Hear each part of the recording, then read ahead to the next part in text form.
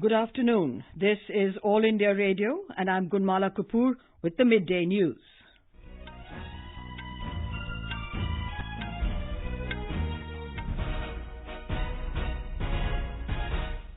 The headlines. Notification for Delhi Assembly elections issued today. Delhi High Court asks WhatsApp and Google to provide information related to JNU violence to the police. Asks police to seize phones of members of WhatsApp group on which violence was coordinated. Prime Minister Narendra Modi to attend inaugural session of Raisina Dialogue titled Navigating the Alpha Century. India and Bangladesh sign MOUs for content exchange program between All India Radio and Bangladesh Betar. In Jammu Kashmir, 10 people lose their lives in multiple avalanches during the past 48 hours. And in cricket, India lose Rohit Sharma's wicket in the Mumbai ODI against Australia.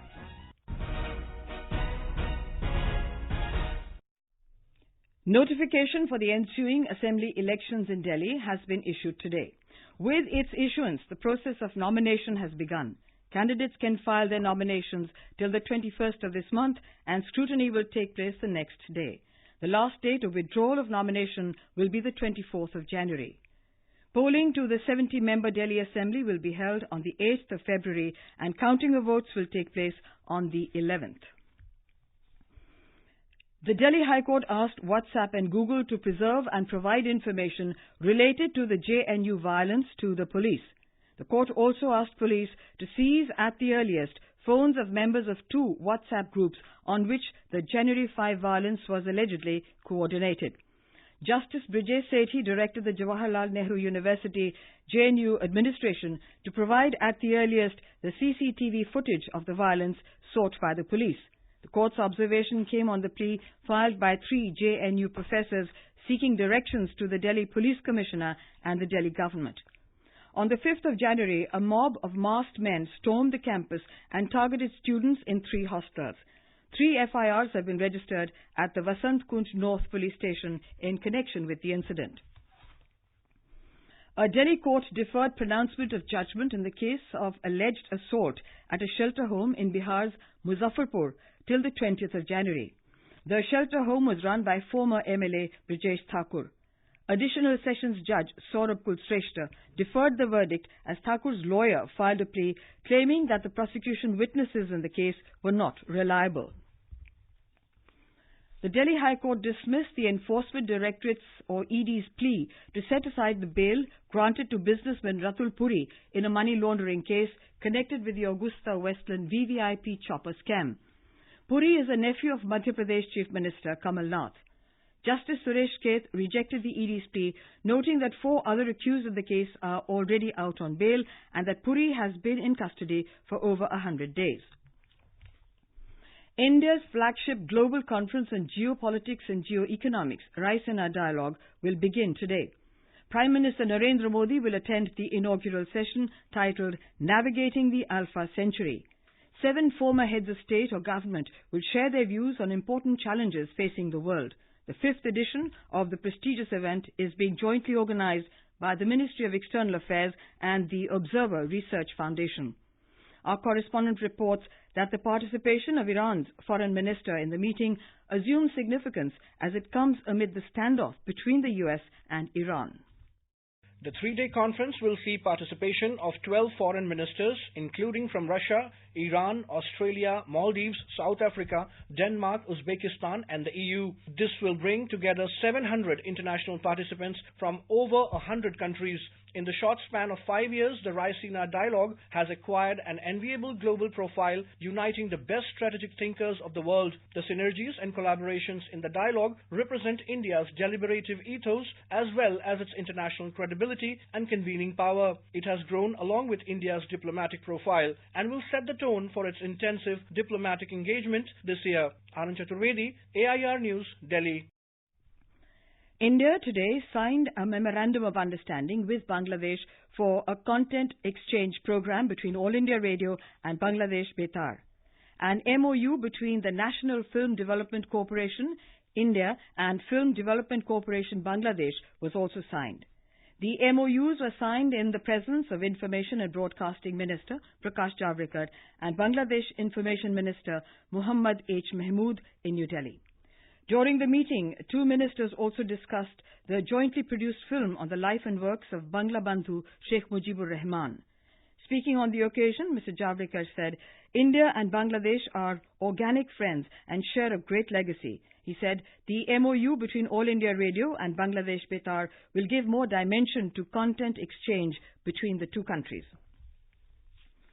Health and Family Welfare Secretary Preeti Sudan has stressed the need of creating awareness among women at large about early detection of breast cancer. Speaking at a function in New Delhi today, she said, the government is actively working on making diagnosis and treatment of cancer affordable. She said screening of non-communicable diseases, including hypertension, diabetes, and cancers of oral, breast, and cervix, is being done at 27,000 health and wellness centers across the country. The Secretary said the government has approved 20 tertiary care centers in its bid to strengthen medical infrastructure for non-communicable diseases, NCDs. Ms. Sudan said breast cancer is treatable and no woman should die of it. So what is important is that early detection, and we have now a system of early detection with our health and wellness centers. I think there is also need for us to spread the message as to how to do self-examination and how, if there is any slightest lump or slightest inconvenience, whatever symptoms, you must visit a health facility. We must make people aware of it.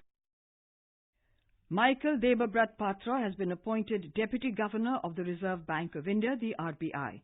The post was lying vacant after Viral B. Acharya resigned from the post in June last year. He will be the fourth Deputy Governor of the RBI and has been appointed to the post for a period of 3 years. This is All India Radio giving you the news. For quick news updates, visit our News on AIR app and follow us on Twitter at AIR News Alerts. You can also visit our website www.newsonair.com. The United States Senate is likely to begin the impeachment trial against President Donald Trump on the 21st of January. This follows his impeachment by the House of Representatives last month for pressuring the Ukraine to investigate a political rival. And back home in Jammu Kashmir, 5 security forces personnel and as many civilians lost their lives in multiple avalanches during the past 48 hours. The incidents occurred at different places in North Kashmir's Kupwara and Central Kashmir's Ganderbal districts. The avalanches were triggered following heavy snowfall in the higher reaches, including areas along the LOC in North Kashmir. Security sources said a heavy snow avalanche hit a forward post along the LOC in Machal sector in the frontier Kupwara district. 4 personnel died after getting buried under the avalanche, and several soldiers were rescued in the subsequent operation. The rescue operation is continuing in the affected areas. In Naugam sector of Kupwara district, a BSF Jawan also lost his life.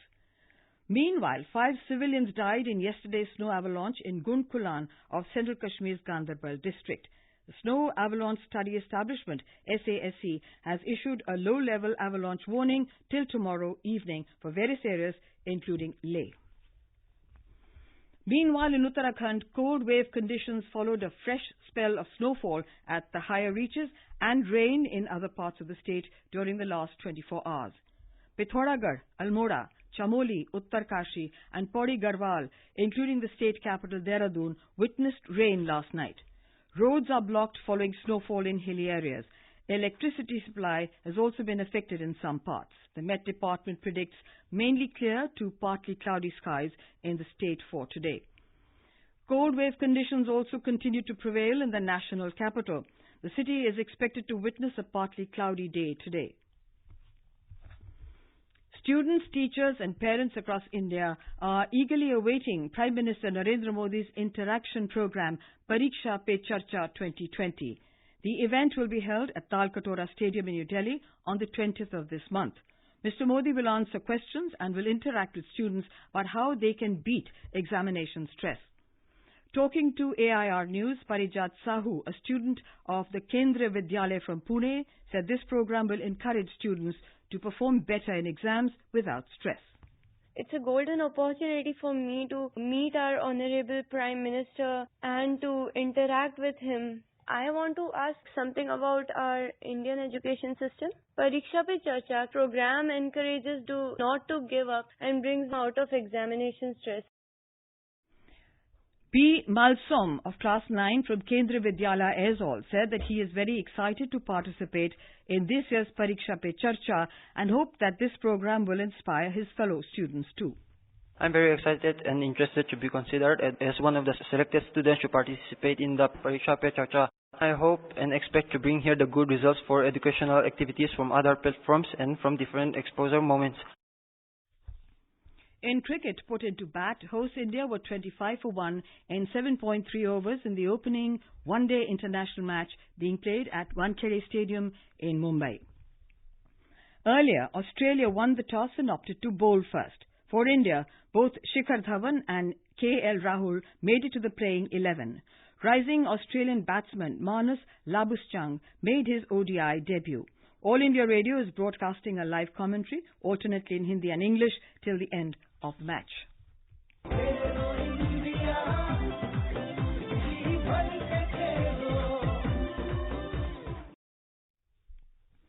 In the ongoing Khelo India Youth Games in Guwahati, Maharashtra is leading the medals tally by virtue of the solid performance of athletes and gymnasts. Last year's champion team is leading the medals tally with 19 gold and 24 silver medals on the fifth day today. Haryana is following with 18 gold and an equal number of silvers. More from our correspondent. Maharashtra girl Aditi Ajit Dankekar won gold in rhythmic gymnastics in under 21 category, while Kirti Vijay Voitek clinched gold in girls 200-meter race. In athletics, UP boy Vijay Kashyap, who clinched gold in under 17 boys, hope that he would continue to do well in major games. मुझे gold medal जीतकर बहुत अच्छा लगा और मैं बहुत आगे अपने देश के लिए गोल्ड लाना चाहता हूँ ओलंपिक में. On the other hand, Sneha Yadav from Maharashtra won silver in hammer throw. Haryana girl Sneha got gold in 1500-meter race in under 17 category. Another UP boy Gaurav Kumar won title in artistic gymnastics, and Jammu and Kashmir's Bablin Kaur clinched the title in girls event. Rajasthan's Divyanshu Puri won gold in 81 kg judo. Telangana got gold in boys under 21 table tennis individual event. With Shashank, this is Manas Pratim Sharma, AR News Guwahati.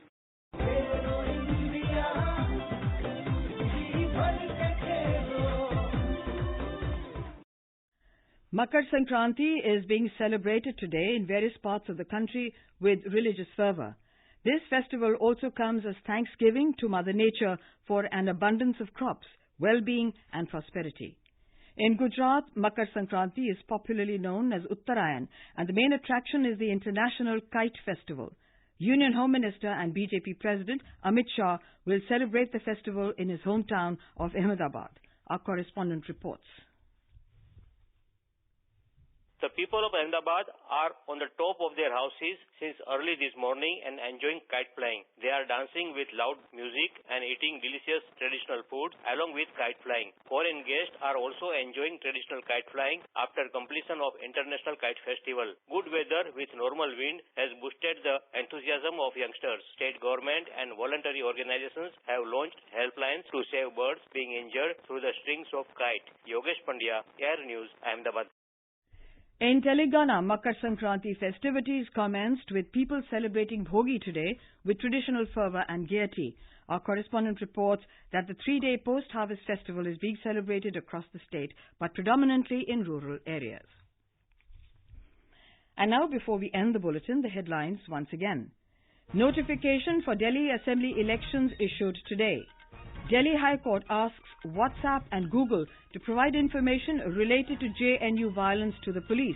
Asks police to seize phones of members of WhatsApp groups on which violence was coordinated. Prime Minister Narendra Modi to attend inaugural session of Raisina Dialogue titled Navigating the Alpha Century. India and Bangladesh sign MOU for content exchange program between All India Radio and Bangladesh Betar. In Jammu and Kashmir, 10 people lose their lives in multiple avalanches during the past 48 hours. And in sports, India lose Rohit Sharma's wicket in the Mumbai ODI against Australia. For details of these stories and more, visit News on AIR app and log on to our website www.newsonair.com.